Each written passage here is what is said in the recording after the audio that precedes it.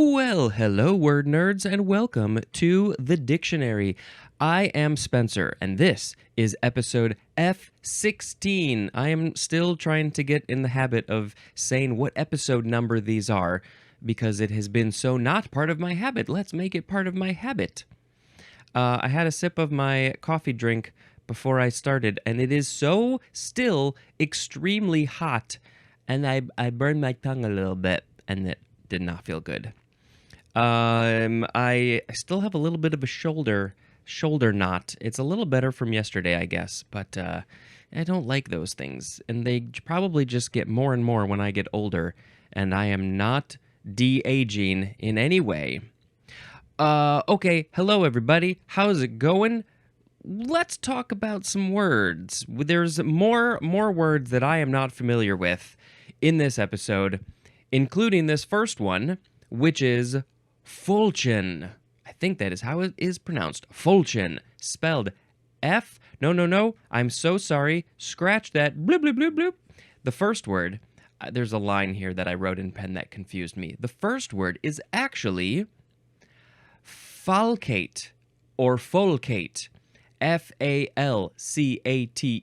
Falcate. Adjective from 1826, and it is a hooked or curved like a sickle.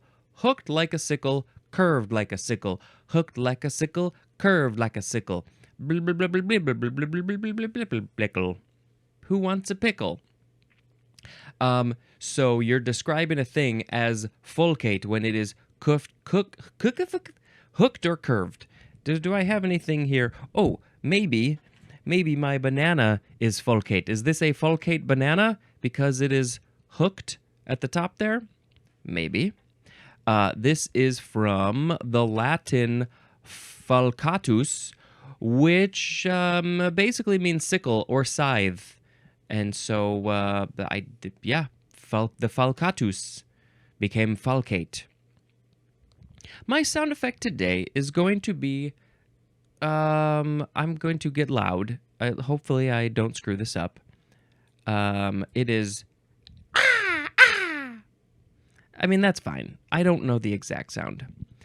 And now, as I have previously said, on this episode, I said that the next word is falchion. Falchion. Falchion, noun from the 14th century. Number 1, a broad-bladed, slightly curved sword of medieval times. And, we see slightly curved, so I suspect that there's a relationship between this one and the previous word, falcate, because it is slightly curved. And there is a picture of one of these, and it is just very slightly curved. Like, the top of this banana is more curved than this falchion. The falchion sword just goes just a little bit, and maybe I should post a picture of one of these on the social media at dictionarypod, and so you can see, but it looks like your standard, there's the handle, and then the two parts to protect your hands just sort of swirl up a little bit, like a twirly mustache. And then the sword goes up, and it sort of flares out on one side, and then sort of cuts back in, and then the whole thing comes to a point at the top. And that's the slightly curved part. Medieval times. Maybe when you go to the place called Medieval Times, they have people who have these falchions. I don't know. I was there when I was in, 6th grade. Number 2, this is archaic. The synonym is just sword. Sword. That's it. Just a generic name for a sword, I guess. Is there any additional etymology to... There is only one other word, really. This is Anglo-French faucher, which means to mow. So maybe if because we said falcatus is the scythe or the sickle, and so they use those to mow down the wheat and whatever they're growing. And so maybe it was this falchion or something like that, a machete. Something, maybe machete came, that's, I don't know. I don't see an etymological connection there, but maybe there is one that I'm not aware of. That's a falchion, was not aware of that sword. Next is falciform or falciform? Falciform. Adjective from 1766. This is having the shape of a scythe or sickle. Clearly, we are in the curved like a scythe or sickle section. Falciform. Is it really that different than falcate? Hooked or curved like a sickle. Falciform is having the shape of a scythe or sickle. Seems pretty similar, just a different word. Falciform. Yep, no more real etymology to speak of. Next is falciparum malaria. Ooh, okay, this sounds nasty. This is two words. The first word, falciparum, Falciparum, noun from 1940. Extremely severe malaria caused by a sporozoan parasite. And the species name for that sporozoan parasite is Plasmodium falciparum. That's where the name comes from. But what does falciparum mean? I don't know. Let's look to see if there is any etymology. This is a new Latin word or term. It says specific epithet, and I feel like I've seen that before, and I don't remember. It is the specific epithet for this malaria? I don't know. Is there any additional... Now, we are seeing similar etymology to the previous words. The Latin falc or falx, which I did not mention before, but so in falcate, it's from the Latin falcatus, also falc and falx. So that all means, I guess, sickle and scythe. So maybe this falciparum malaria is sort of curved and hooked, and I'm going to look up a picture of that. Let's see. Falciparum. Here we go. Let's just do that and look up images. And they just really look like little circles, pretty much. So, yeah, I was hoping to see something more curved and hooked, and I did not. And that is very disappointing. But see if you can avoid this falciparum malaria. I don't know how.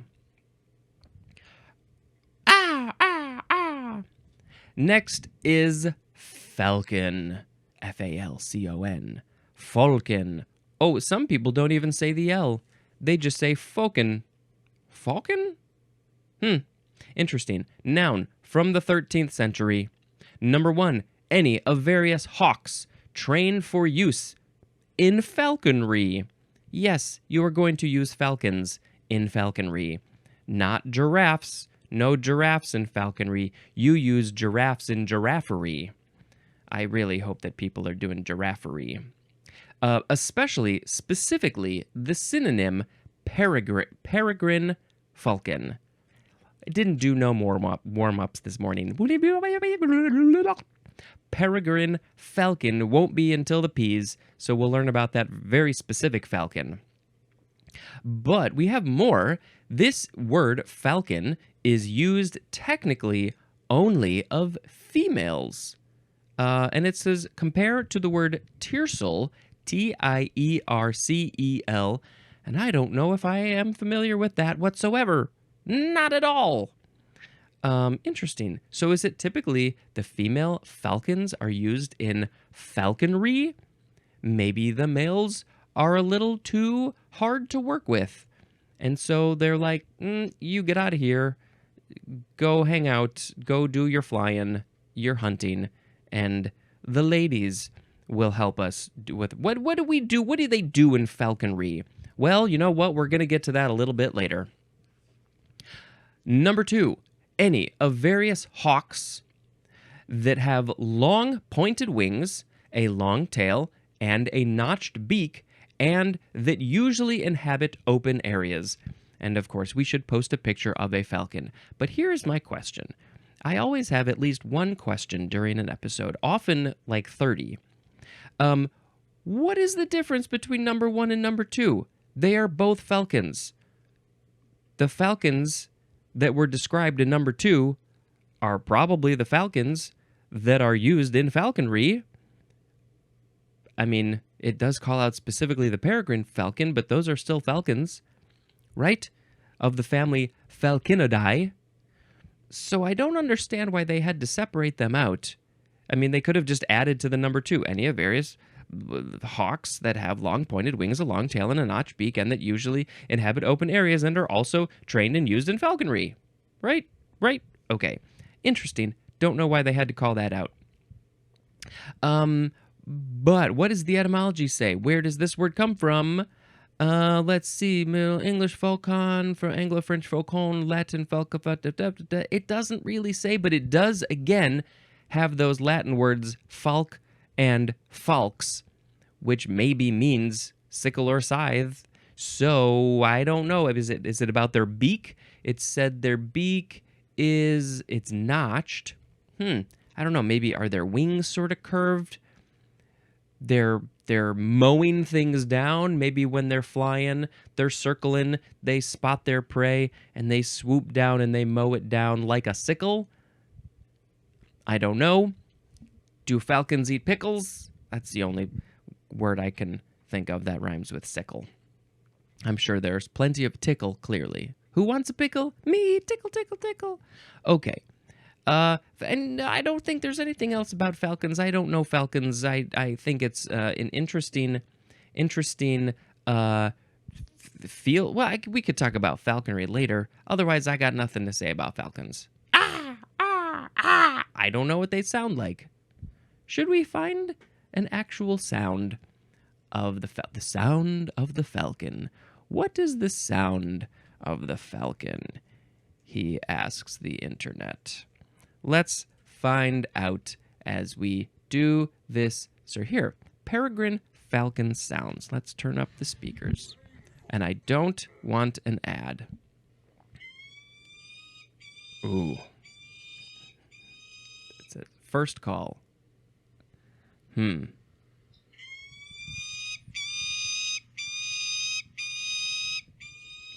Well, that is intense. Why? Oh, it's probably coming out of my headphones. So, I guess I'll try to make that sound, but that's pretty high-pitched and intense. I hope you're watching the video. The next word is falconer. I should probably call out is the Marvel character the Falcon? What's his name? I can't remember. I feel like it's probably just the Falcon, unless I'm having a real big brain fart, which is very possible. My brain is very farty. So falconer is a noun from the 14th century. It is a person who breeds, trains, or hunts with hawks. And so it seems like, yes, falcons are a type of hawk. So is it like all falcons are hawks, but not all hawks are falcons? They're a certain kind of hawk, I guess. And yes, the falconer is the person who's getting them ready for the falconry. The falconer does the falconry with the falcons.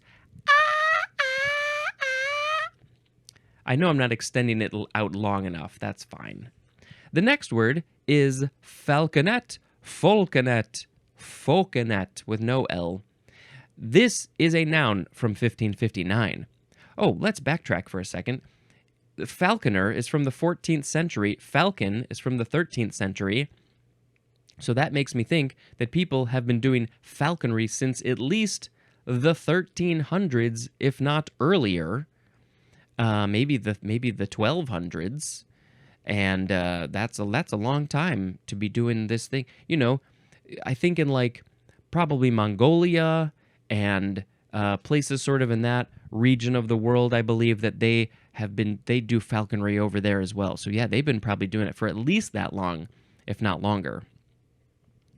So the falconet, number one, it's a very small cannon, like a bang bang cannon, used in the 16th and 17th centuries. There is no etymology, so it doesn't explain why they decided to use this falcon word, falconet, for this cannon. I don't know. Number two, any of several very small falcons. I feel like this one probably should have been number one. And those very small falcons, the genera names are Microphyriax, Polyheriax, and Spiziapteryx. Ooh, this is a great word. I like this word.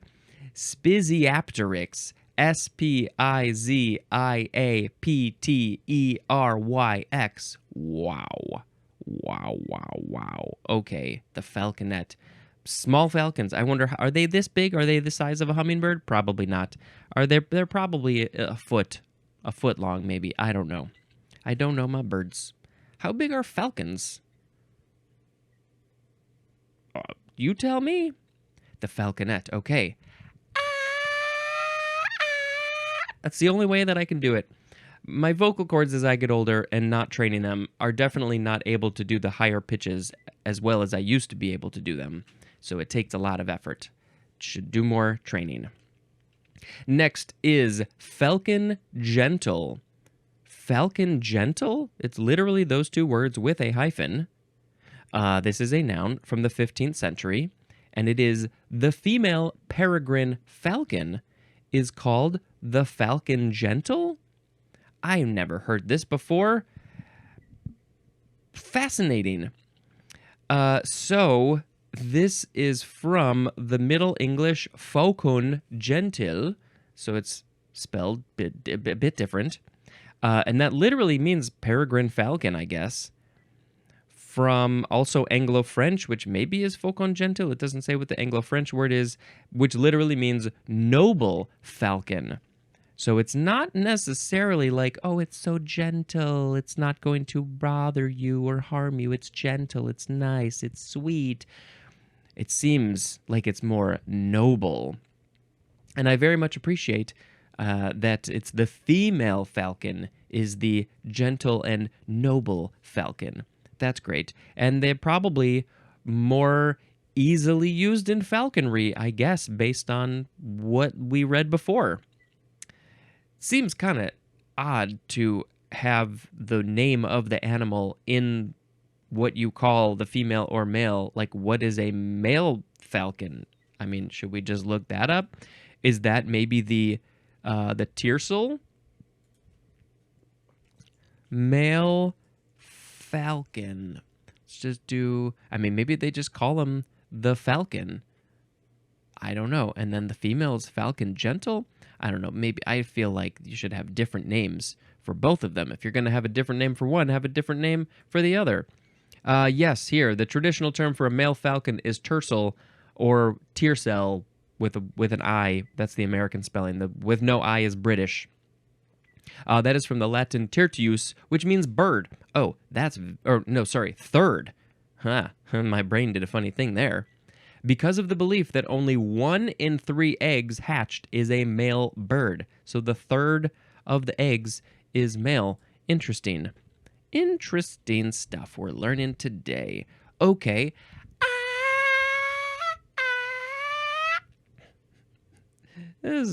People are dropping off. The next word is falconry. Here we go. Let's learn what it is. Noun from 1575.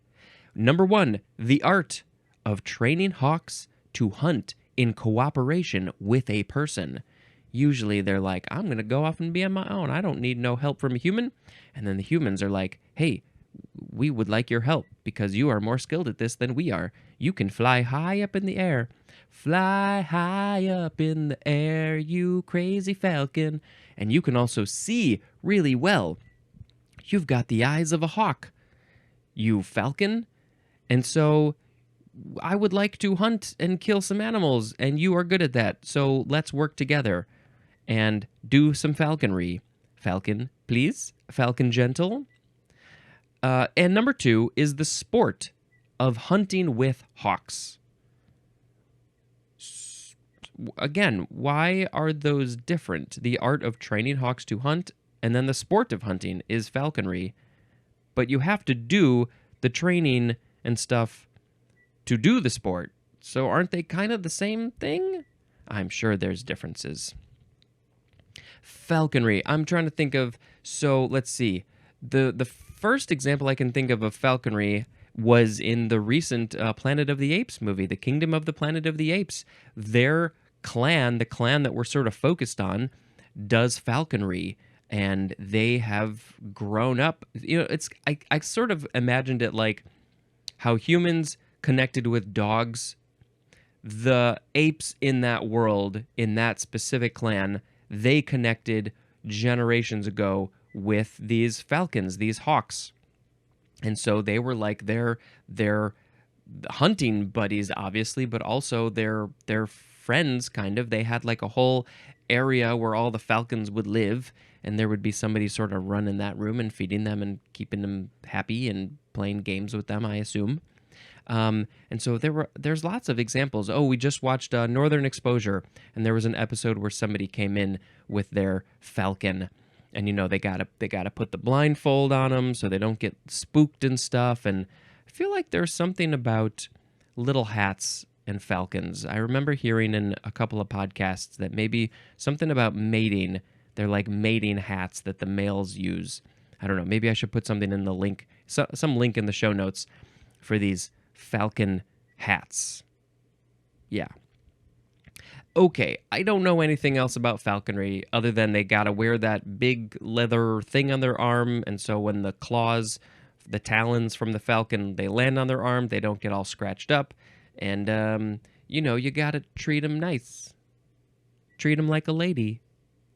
Treat them gentle and noble.